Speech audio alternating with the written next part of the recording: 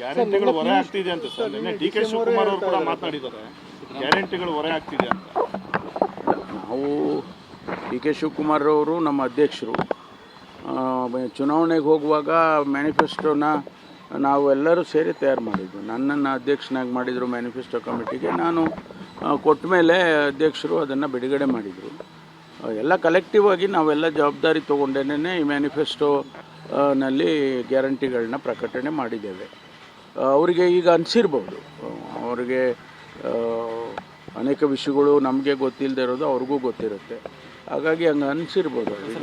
ಅವಾಗ ಚರ್ಚೆ ಮಾಡುವಾಗ ಇದೆಲ್ಲ ಗೊತ್ತಿತ್ತಲ್ವ ಸರ್, ಈ ಥರದ್ದು ಆಗುತ್ತೆ, ಹಣ ಇಷ್ಟು ಖರ್ಚಾಗುತ್ತೆ ಅನ್ನೋದು. ಈಗ ಈ ಸಂದರ್ಭದಲ್ಲಿ ಹೇಳೋಂಥ ಅವಶ್ಯಕತೆ ಅಲ್ಲ, ಅವ್ರ ಅಭಿಪ್ರಾಯ ಹೇಳಿದ್ದಾರೆ, ನೋಡೋಣ, ಚರ್ಚೆ ಮಾಡ್ತೀವಿ. ಅವರು ಈಗ ಅಧ್ಯಕ್ಷರೇ ಇದ್ದಾರೆ. ಈಗಲೂ ಕೂಡ ಅವತ್ತು ಅಧ್ಯಕ್ಷರಿದ್ದರು, ಇವತ್ತು ಅಧ್ಯಕ್ಷರಿದ್ದಾರೆ. ಈಗ ಇದನ್ನು ಸಾಲ್ವ್ ಯಾರು ಮಾಡಬೇಕು? ಮುಖ್ಯಮಂತ್ರಿಗಳು, ಅಧ್ಯಕ್ಷರು ಮತ್ತು ನಾವುಗಳು ಎಲ್ಲ ಸೇರಿ ಮಾಡಬೇಕಲ್ಲ. ಅದು ಏನು, ಅದು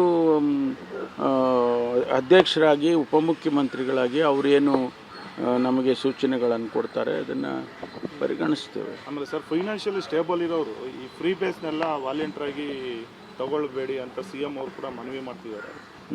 ರಾಜ್ಯ ಸರ್ಕಾರ ಈ ಮಟ್ಟಿಗೆ ಬಂದ್ಬಿಡ್ತಾ ಅಂತ ಸರ್. ಅಲ್ಲ, ಅದು ಅವರಿಗೆ ನೋಡಿ, ನಾವೇನು ಮಾಡೋದು ಅಂದರೆ, ನಾವು ಕ್ಲಾಸಿಫಿಕೇಷನ್ ಮಾಡೋದು ಬೇಡ. ಅವ್ರ ಹತ್ರ ಹಣ ಇದೆ, ಇವ್ರ ಹತ್ರ ಇಲ್ಲ, ಆ ಥರ ನಾವು ಡಿಫ್ರೆನ್ಷಿಯೇಷನ್ ಮಾಡೋದು ಬೇಡ. ಎಲ್ಲರಿಗೂ ಒಂದಂತ ಮಾಡಿದ್ರೆ ಯಾರು ಇರೋರು ತೊಗೊಳ್ಳೋದಿಲ್ಲ ವಾಲಂಟ್ರಿಯಾಗಿ. ಅವ್ರು ಯಾರು ಹಣವಂತರು ಯಾರು ತೊಗೊಳ್ತಾರೆ ಅಂತೇಳಿ ಆ ಅರ್ಥದಲ್ಲಿ ನಾವು ಮಾಡಿದ್ದೆವು. ಈಗ ಕೆಲವರು ಅದೆಲ್ಲ ಏನು ನಮಗೂ ಕೊಡಿ, ಇದ್ರೂ ನಮ್ಗೆ ಕೊಡಿ ಅನ್ನೋ ಥರ ಆಗಿಬಿಟ್ಟಿದೆ.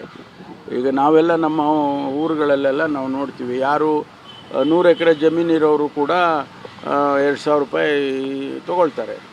ಆ ಥರದಲ್ಲಿ ನಾವು ಏನು ಅವರಿಗೆ ಡಿಫ್ರೆನ್ಷಿಯೇಟ್ ಮಾಡೋಕ್ಕಾಗಿಲ್ಲ. ಆ ಅರ್ಥದಲ್ಲಿ ಮುಖ್ಯಮಂತ್ರಿಗಳು ಹೇಳಿರ್ಬೋದು ಅಷ್ಟೇ. ಈಗ ಹಿಂದೆ ತಮ್ಗೆ ಗೊತ್ತಿದೆ, ಆಲ್ ಇಂಡಿಯಾದಲ್ಲಿ ಗ್ಯಾಸ್ ಸಿಲಿಂಡರ್ಸನ್ನು ವಾಪಸ್ ಕೊಟ್ಟರು ಭಾಳ ಜನ. ಮಾನ್ಯ ಪ್ರಧಾನಮಂತ್ರಿಗಳು ಕೂಡ ಅದನ್ನು ಅಪ್ರಿಷಿಯೇಟ್ ಮಾಡಿದರು. ಹಾಗೆ ಆ ಅರ್ಥದಲ್ಲಿ ಮಾಡಿರ್ಬೋದು. ಅವರೇ ಕರೆ ಕೊಟ್ಟಿದ್ದರು, ಅದಕ್ಕೆ ಈಗ ಮುಖ್ಯಮಂತ್ರಿಗಳು ಅದೇ ರೀತಿ ಕರೆ ಕೊಟ್ಟಿದ್ದಾರೆ. ಸರ್, ಒಂದು ಮುಂದುವರೆದ ಸರ್, ಮುತ್ಯ ಕೇಸಲ್ಲಿ ಸರ್ ಪೋಕ್ಸೋ ಕೇಸ್ ದಾಖಲಾಗಿದೆ.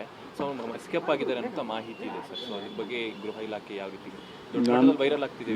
ಮಾಹಿತಿ ತೊಗೊಳ್ತೀನಿ, ಮಾಹಿತಿ ತೊಗೊಂಡು ಉತ್ತರ ಕೊಡ್ತೀನಿ.